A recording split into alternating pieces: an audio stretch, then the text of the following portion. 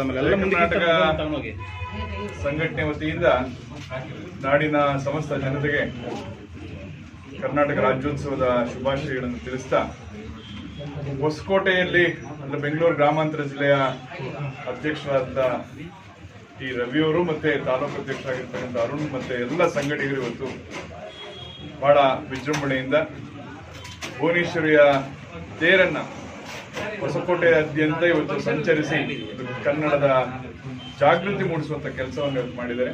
ಹಾಗೆ ಅವರಿಗೆ ಅಭಿನಂದನೆಗಳನ್ನ ತಿಳಿಸ್ತಾ, ಇವತ್ತು ಹೊಸಕೋಟೆಯಲ್ಲಿ ಕನ್ನಡದ ಕಂಪನ್ನ ಹರಡಿಸುವಂತ ಕೆಲಸ. ಏಕೆಂತಂದ್ರೆ ಇದು ಸಂಘಟನೆ ಅಂತಂದ್ರೆ ಎಲ್ಲೋ ಒಂದು ಕಡೆ ಬೇರೆ ಬೇರೆಯ ದೃಷ್ಟಿಕೋನಗಳು ಬದಲಾಗಬೇಕು. ಕನ್ನಡದ ವಿಚಾರದಲ್ಲಿ ಧ್ವನಿ ಎತ್ತುವಂತಹ ಸಂಘಟನೆಗಳು ಅಷ್ಟೇ ಪ್ರಮಾಣದಲ್ಲಿ ಈ ನಾಡಿನ ಈ ಭಾಗದ ಜನರ ಪರವಾಗಿ ನಿಲ್ಲುವಂತ, ಈ ನಾಡಿನ ಅಥವಾ ಈ ಭಾಗದ ಜನರ ಸಮಸ್ಯೆಗಳಿಗೆ ಸ್ಪಂದಿಸುವಂತ ಕೆಲಸಗಳನ್ನ ಈಗಾಗಲೇ ಜಯ ಕರ್ನಾಟಕ ಸಂಘಟನೆ ಕಳೆದ 12 ವರ್ಷಗಳಿಂದ ಮಾಡಿಕೊಳ್ತಾ ಬಂದಿದೆ.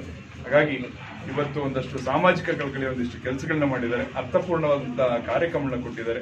ಇವತ್ತು ಏನ್ ನಮ್ಮ ಆಶಾ ಕಾರ್ಯಕರ್ತರಿದ್ದಾರೆ ಅವರನ್ನ ಗೌರವಿಸುವಂತ ಕೆಲಸ ಒಂದ್ ಕಡೆ ಆದ್ರೆ, ಇವತ್ತು ಒಂದು ಸಮಾಜ ಸುಸ್ಥಿತಿಯಲ್ಲಿ ಇರಬೇಕು, ಒಳ್ಳೆ ದಾರಿಯಲ್ಲಿ ಸಾಗಬೇಕು ಅಂತಂದ್ರೆ ಸಮಾಜವನ್ನ ತಿದ್ದುವಂತರು, ಸಮಾಜದಲ್ಲಿ ಉತ್ತಮ ಪ್ರಜೆಗಳನ್ನ ಸೃಷ್ಟಿಸುವಂತವರು ಶಿಕ್ಷಕರು. ಹಾಗಾಗಿ ಅಂತ ಗುರುಗಳಿಗೆ ಒಂದು ಗೌರವಾರ್ಪಣೆಯನ್ನ ಸಲ್ಲಿಸಿರ್ತಕ್ಕಂಥದ್ದು ವಿಶೇಷ. ನಾಡಿನ ಅನೇಕ ಮಹನೀಯರಿಗೆ ಒಂದು ಮಾಲಾರ್ಪಣೆ, ಗೌರವಾರ್ಪಣೆ, ಈ ರೀತಿಯ ಶ್ಲಾಘನೀಯ ಕೆಲಸಗಳು ಹೊಸಕೋಟೆಯಾದ್ಯಂತ, ಅದು ಬೆಂಗಳೂರು ಗ್ರಾಮಾಂತರದಾದ್ಯಂತ ರವಿ ಗೌಡರು ಮತ್ತೆ ಎಲ್ಲ ಸ್ನೇಹಿತರು, ಅರುಣ್ ಕುಮಾರ್ ಮತ್ತೆ ಸ್ನೇಹಿತರು ಏನಿದ್ದಾರೆ, ಎಲ್ಲ ಮಹಿಳಾ ಪದಾಧಿಕಾರಿಗಳು, ಯುವ ಮಿತ್ರರು, ಹಿರಿಯರು, ಕಿರಿಯರು ಇವರೆಲ್ಲ ಸೇರ್ಕೊಂಡು ಒಂದು ಸಂಭ್ರಮದಿಂದ ಮಾಡಿರ್ತಕ್ಕಂಥವ್ರಿಗೆ ಮತ್ತೊಮ್ಮೆ ಅವ್ರನ್ನ ಅಭಿನಂದಿಸ್ತಾ ಒಳ್ಳೇದಾಗಲಿ ಅಂತ ಹೇಳಿ ಶುಭವನ್ನು ಹಾರೈಸ್ತೀವಿ.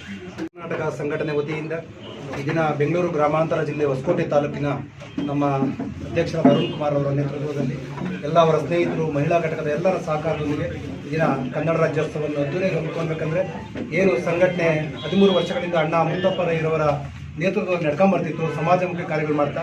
ಈಗ ಏನು ಅಣ್ಣನವರು ನಮ್ಮನ್ನೆಲ್ಲ ಆಗಲಿ ಹೋದ್ಮೇಲೆ ಅದರ ಸಂಪೂರ್ಣ ನೇತೃತ್ವ ವಹಿಸಿರುವ ನಮ್ಮ ರಾಜ್ಯಾಧ್ಯಕ್ಷರಾದ ಡಾಕ್ಟರ್ BN ಜಗದೀಶ್ ಅವರ ನೇತೃತ್ವದಲ್ಲಿ ಇವತ್ತು ನಾವೇನು ಸಾಮಾಜಿಕ ಕಾರ್ಯಕ್ರಮಗಳು ಜಿಲ್ಲೆಯಲ್ಲಿ ಹೊಸಕೋಟೆಯಲ್ಲಿ ಹಮ್ಮಿಕೊಂಡಿದ್ದೀರಿ ಅಂದರೆ ಸಂಪೂರ್ಣ ಕ್ರೆಡಿಟ್ ಕೂಡ ನಮ್ಮ ರಾಜ್ಯಾಧ್ಯಕ್ಷರಿಗೆ ಸಲ್ಲಬೇಕಾಗ್ತದೆ. ಯಾಕಂದರೆ ನಾವು ಇಲ್ಲಿ ಒಂದು ಕಾರ್ಯಕ್ರಮ ಮಾಡಬೇಕು, ಒಂದು ವೇದಿಕೆ ಕಾರ್ಯಕ್ರಮ ಮಾಡಬೇಕು ಅಂತ ಹೊರಟಾಗ ರಾಜ್ಯಾಧ್ಯಕ್ಷರು, ಎಲ್ಲ ಸಂಘಟನೆಗಳು, ವೇದಿಕೆ ಕಾರ್ಯಕ್ರಮಗಳು, ನವೆಂಬರಲ್ಲಿ ಕನ್ನಡ ರಾಜ್ಯೋತ್ಸವ ಆಚರಣೆ ಮಾಡೋದು ಎಲ್ಲರೂ ಸಹಜವಾಗಿ ಮಾಡ್ತಿರ್ತಾರೆ. ಅದರಲ್ಲಿ ವಿಭಿನ್ನವಾಗಿ ಏನಾದರೂ ಒಂದು ಈ ಗಡಿ ಭಾಗ ಆಗಿರೋದ್ರಿಂದ ಒಂದು ಭುವನೇಶ್ವರಿ ರಥನ ಹಮ್ಮಿಕೊಂಡು ಏನೊಂದು ಕೊರೋನಾ ಟೈಮಲ್ಲಿ ನಾವೆಲ್ಲರೂ ಒಂದು ಸುಸ್ಥಿತಿಯಲ್ಲಿ ಇರಬೇಕಂದ್ರೆ ಆಶಾ ಕಾರ್ಯಕರ್ತರು ಎಷ್ಟು ಕಷ್ಟಪಟ್ಟಿದ್ದಾರೆ ಅಂತ ತಮ್ಮೆಲ್ಲ ಮಾಧ್ಯಮ ಮಿತ್ರರಿಗೂ ಸಹ ಗೊತ್ತಿದೆ. ಅವ್ರಿಗೊಂದು ಸನ್ಮಾನ ಮಾಡೋ ಮುಖಾಂತರ, ಅದೇ ರೀತಿ ಶಿಕ್ಷಕರಿಗೆ ಏನು ನಮ್ಮನ್ನೆಲ್ಲ ಈ ರೀತಿ ತಿದ್ದಿ ತೀಡಿ ನಮ್ಮನ್ನ ಒಂದು ಸಮಾಜದಲ್ಲಿ ಉನ್ನತ ಮಟ್ಟದಲ್ಲಿ ನಮ್ಮನ್ನೆಲ್ಲ ಮಾಡಬೇಕಾದ್ರೆ ಶಿಕ್ಷಕರ ತುಂಬಾ ಇರುತ್ತೆ, ಅದರಲ್ಲೂ ಕನ್ನಡ ಶಿಕ್ಷಕರು. ಯಾಕಂದ್ರೆ ಇಲ್ಲಿ ನಮ್ಮ ಗಡಿ ಭಾಗದಲ್ಲಿ ಕನ್ನಡ ಇಲ್ಲ ಕಡೆ ನಶಿಸಿ ಹೋಗ್ತಾ ಇರಬೇಕಾದ್ರೆ ಶಿಕ್ಷಕ ಕನ್ನಡನ ಎತ್ತಿಡಿಬೇಕಾದ್ರೆ ಶಿಕ್ಷಕರ ಸಹಕಾರ ತುಂಬಾನೇ ಅವಶ್ಯಕತೆ ತುಂಬಾ ಇರೋದ್ರಿಂದ ಕನ್ನಡ ಶಿಕ್ಷಕರನ್ನ ಸನ್ಮಾನ ಮಾಡೋ ಮುಖಾಂತರ ಈ ದಿನ ಏನು ಆಟೋ ಚಾಲಕರು ನಮ್ಮ ರಾಜ್ಯದಲ್ಲಿ ಕನ್ನಡನ ಹೆಚ್ಚು ಉಳಿಸಿದ್ದಾರೆ ಅಂದ್ರೆ ಆ ಸಂಪೂರ್ಣ ಕ್ರೆಡಿಟ್ ಹೋಗಬೇಕಾಗಿರೋದು ಆಟೋ ಚಾಲಕರಿಗೆ. ಅಂತ ಆಟೋ ಚಾಲಕರಿಗೆ ಸಮವಸ್ತ್ರ ವಿತರಣೆ ಮಾಡೋ ಮುಖಾಂತರ ಈ ದಿನ ಒಂದು ಆಚರಣೆ ಮಾಡಿದ್ದೀರಿ. ತಾವೆಲ್ಲರೂ ಸಹ ಮಾಧ್ಯಮ ಮಿತ್ರರು ಬಂದಿದ್ದೀರಾ, ನಮಗೆಲ್ಲ ಸಹಕಾರ ಕೊಟ್ಟಿದ್ದೀರಾ. ತಮಗೆ ಮತ್ತೊಮ್ಮೆ ಮಗದೊಮ್ಮೆ 65ನೇ ವರ್ಷದ ಕನ್ನಡ ರಾಜ್ಯೋತ್ಸವದ ಶುಭಾಶಯಗಳನ್ನು ತಿಳಿಸಿ, ನಾವು ಒಂದೇ ಇರಬೇಕು. ನಮ್ಮ ಕನ್ನಡ ಭಾಷೆಗೆ ಅನೇಕರಿದ್ದಾರೆ, ಆದರೆ ನಮಗಿರೋದು ಒಂದೇ ಭಾಷೆ ಕನ್ನಡ ಅಂತೇಳಿ ನನ್ನ ಮಾತು. ಜೈ ಹಿಂದ್.